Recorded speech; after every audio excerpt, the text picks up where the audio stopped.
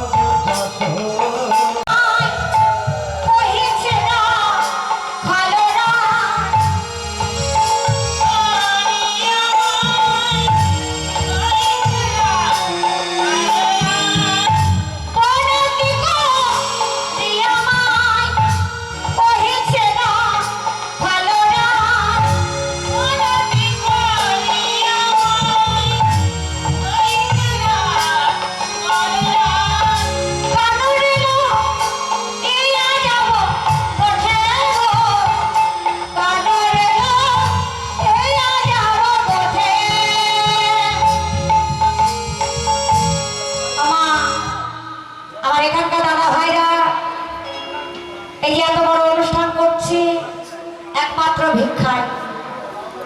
তাই আমার দাদা ভাইরা এত বড় অনুষ্ঠান আজ কদিন ধরে করছে মাত্র ভিক্ষার যাব গোঠে। কি বলিলি বলরাম বনে যাবে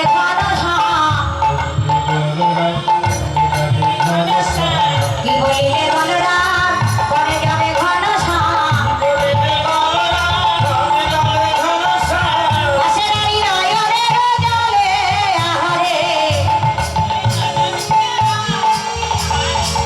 যাক প্রাণে বাহির হইয়া তবে তোরা যাসি লইয়া, যাকে প্রাণে বাহির হইয়া তবে তোরা যাসি লইয়া। এ যদুনা তেরে নয়ন তারায় আহারে, এ যদুনা তেরে নয়ন তারায় আহারে।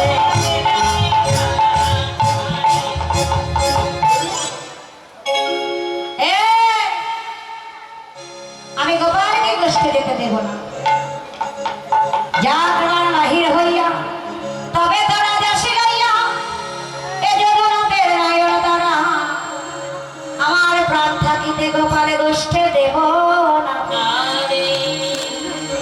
আমার এই প্রাণে চলে গেলে তোরা সকলে মিলে ওই কষ্টে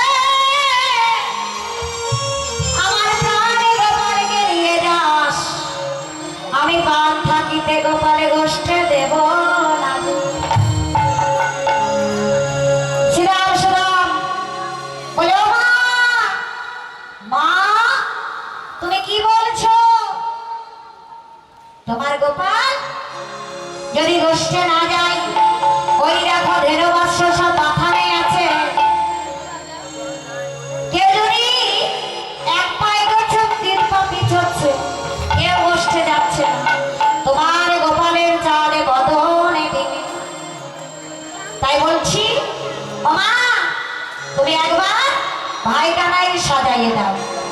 বলে আমার গোপালকে আর যেতে দেবো না, তোরা যা। শ্রীরাম বলছে